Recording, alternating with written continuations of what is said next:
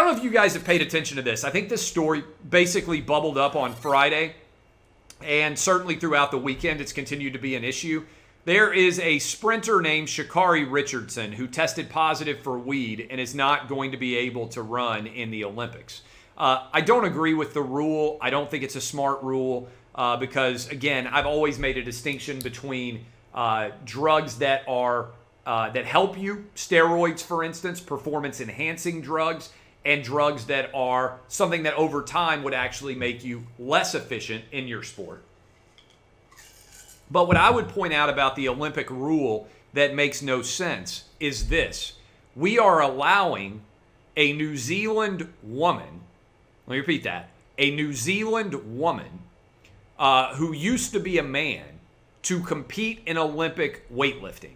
In order to compete as a woman, you have to fill your body with estrogen and all sorts of hormones which are not natural to change your sex. You're already biologically a male, bigger, stronger, faster than women on average, and then you also get to pump your body full of estrogen, and that is allowed to allow you to compete against other women in a weightlifting sport.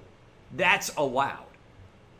That is the definition of a performance-enhancing drug, because if that drug did not exist, then you would be unable to actually compete in the Olympics at all.